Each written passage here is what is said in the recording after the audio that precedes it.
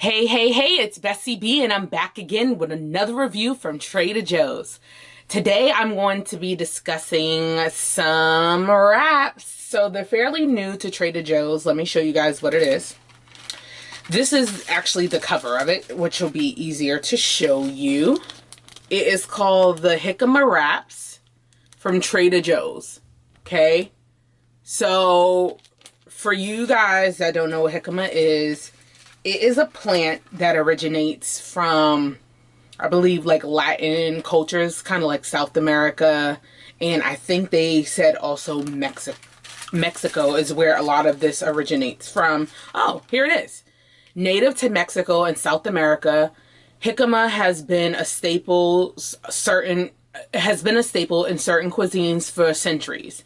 Its texture is kind of crunchy, and it kind of crossed between a water chestnut and an apple. Jicama is mild and neutral, which is exactly what makes it Trader Joe's perfect ideal wrap for tortilla alternatives. Taco Tuesday, Taco Wednesday, Taco Thursday, whatever day you want, just have it as a wrap. So it's good for wraps, sandwiches, tacos, quesadillas. And this here is 100% jicama, which is like a rooted plant. It's not necessarily a potato. Some people do refer to it as a potato. It's just more of a rooted plant, and it's perfect for you guys that are trying to do a low carb diet. These here from Trader Joe's only have 3 grams total carbs per serving, and there's about 12 wraps inside of the whole entire container. And so that's 2 wraps per servings, and it literally, guys, 15 calories for the 2 wraps. Okay, so I'm going to show you the size of the wraps, what they look like, and everything. So they take the rooted plant and they basically cut them into small little discs.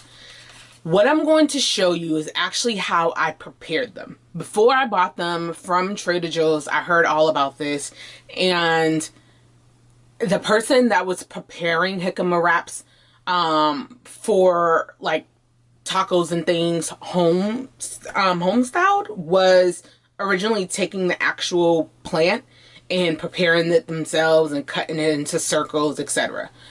Luckily, Trader Joe's sell these already prepared and ready to go, so you don't have to go through all of that process. But a tip that the person said online was to kind of have these last long if they're going to be expiring soon, which these were. They were expiring in a couple of days, and I didn't realize that you have to kind of use them quickly. Was the person said to take them and lightly fry them. That way they're already kind of like cooked and prepared with a little bit of a crisp. And then it says that you can put them in the refrigerator and allow them to last a little bit longer. But it also said that they really hold good in the freezer. I think on here it might say, so it says refrigerate. But online, when you research it, it definitely says that they can last long in the freezer, and all you have to do is just take them back out, thaw them in the refrigerator, and then you should be all set. So what I did was I went on ahead and I fried mine so they can be kind of ready and prepared for the week. So I still have a couple left. So they basically look like this. It's just a little disc, as you can see, and then the edges are crispy because I fried them. And so they're ultimately a little bit bigger than this. And I'm touching these, by the way, because I'm actually not going to finish them because I already had them for a while. I'm just going to toss these last 2 that I have out. But they come like with the water that it says that it retains. It comes crispy. And then you just kind of lightly oil your pan and you just toast them on each side. The best way to do this, and I'm going to add that inside of here, how I prep them, different photos of how I prep them. The best way to fry this is, I know this sounds weird, but you kind of want to make sure that you have the oil up, not super high. Don't burn your house down now, but up high enough so that when you put it in the grease, you're just kind of like doing one side and then you're flipping it really quick, crisping the other side, and then you take it out. The reason I say that is because if you put it in the pan and if you have it on like medium or low, it seems that the jicama kind of starts to shrivel up a little bit. And you don't want that because they're already a perfect size. So if they start to shrink, then it's not that great for your tacos, and then it's kind of like you're eating a tiny, tiny little taco.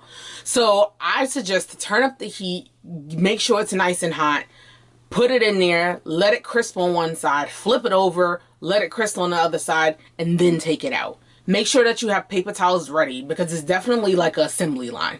Paper towels ready, dab, dab, dab, dab.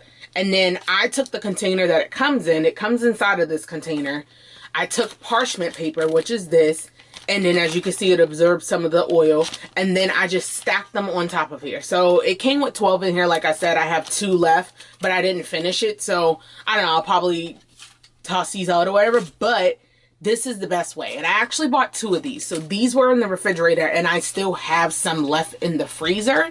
And I'm going to see what the consistency is like from the fact that I fried those, let them cool off, put them in the freezer so they can last longer. And then I'm going to take them out, defrost them whenever I want to use them, and then possibly just heat it up on the pan. But I won't heat it up with oil. I'll probably just use a non-stick pan and just kind of like let it get warm before I use it as a taco tortilla. So that's what I did to prepare both of these. Now, my ultimate decision on what I feel about jicama is I don't think that I like the consistency. I think the consistency is a little different to me.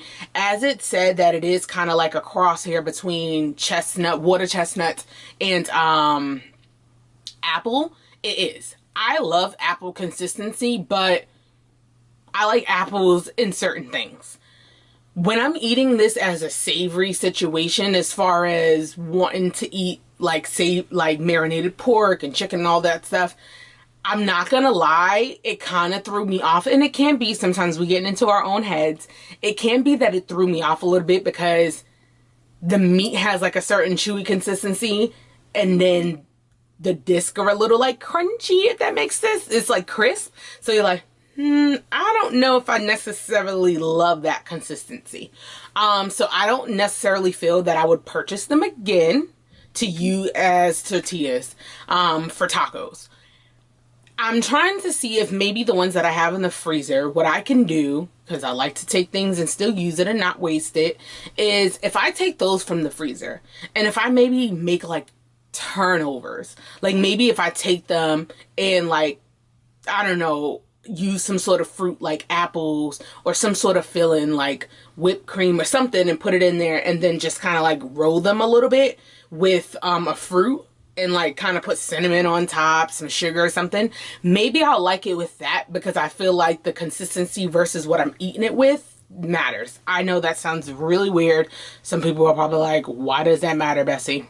It matters to me. I'm a big person about consistency, and that's my thing. Other than that, these are super affordable. They definitely are alternative to people that's trying to have a low carb intake, and I think it's not a bad thing. It's just a consistency I can't get over, but I definitely think that it's worth buying. Like I said, you get 12 in a pack. It's about $3, $4 for them, and they don't taste all that bad. Honestly, guys, it's not the end of the world. It's just a preference of mine. So there you have it. That's how I feel about it, and yeah.